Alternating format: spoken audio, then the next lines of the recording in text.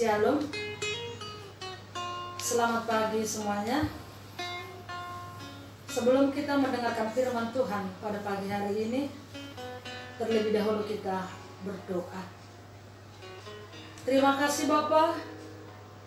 Terima kasih atas kasih sayang-Mu yang memberkati, menjaga dan melindungi kami, di mana pagi hari ini kami dalam keadaan sehat. Bapa di sorga, kami akan mendengarkan firman-Mu. Kiranya firman-Mu dapat menjadi kekuatan di dalam perjalanan kehidupan kami. Terima kasih Bapa. Amin. Bapak, Ibu, saudara-saudara yang dikasihi Tuhan kita Yesus Kristus, firman Tuhan yang akan menyapa kita pada pagi hari ini, Kamis tanggal 30 April 2020, yaitu 1 Timotius 1 ayat 12. Demikian firman Tuhan. Aku bersyukur kepada Dia yang menguatkan aku, yaitu Kristus Yesus Tuhan kita, karena Ia menganggap aku setia dan mempercayakan pelayanan ini kepadaku. Demikian firman Tuhan. Bapak, Ibu, saudara-saudara yang dikasihi Tuhan kita Yesus Kristus,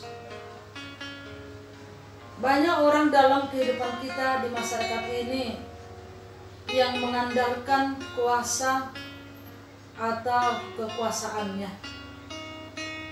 Ada orang yang mengandalkan kuasa jabatannya, sadar atau tidak sadar, kuasa atau jabatannya itu yang pasti punya batas waktu tertentu. Tapi ada juga yang percaya dan yakin melakukan kuasa atau jimat yang ada padanya. Dia dapat diterima orang lain, dia dapat berbuat sesuai dengan kekuatan yang ada padanya, tetapi ia tidak sadar bahwa kuasa atau kekuatan jimat yang ada padanya punya batas waktu tertentu. Saudara-saudara dikasihi Tuhan kita Yesus Kristus, firman Tuhan pada pagi hari ini diawali dengan perkataan, aku bersyukur kepada Dia. Di sini Paulus hendak mengatakan bahwa seluruh keselamatan dan keberhasilan hidupnya berasal dari Kristus Yesus Tuhan kita. Bukan berdasarkan kekuatannya sendiri, melainkan kasih karunia Kristus yang bekerja di dalam kehidupannya.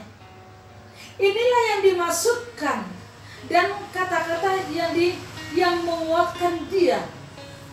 Karena Ia menganggap aku setia. Dan ini bukan karena penilaian Paulus, karena masa lalunya amat buruk. Bukan, saudara-saudara. Tetapi Rasul Paulus yang dipilih oleh Yesus Kristus menjadi rasulnya bukanlah manusia super yang serba bisa, yang serba mampu. Tapi Paulus manusia lemah yang mengerti apa itu penderitaan, apa itu siksaan, apa itu kelaparan, kekurangan, dan penjara. Dia dipilih Tuhan bukan mengubahnya menjadi rasul yang bebas dari penderitaan.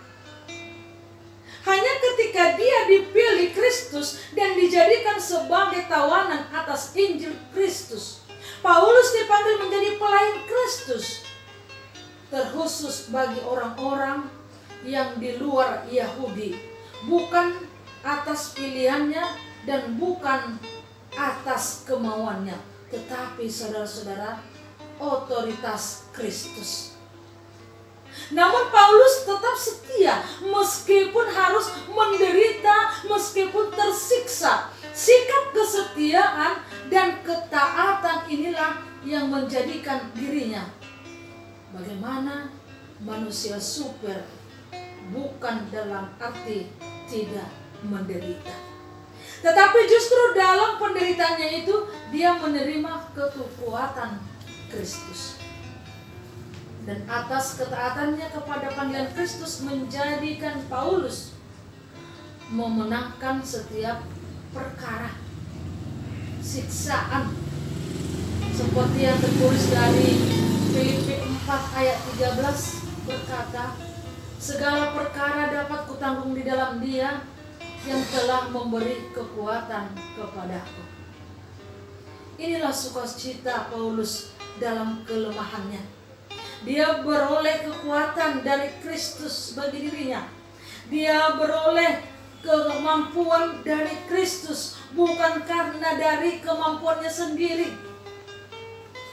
Saudara-saudaraku, demikian juga sesungguhnya kehidupan kita di dalam Kristus Yesus yang telah memberikan kekuatan dan yang selalu memulihkan kita.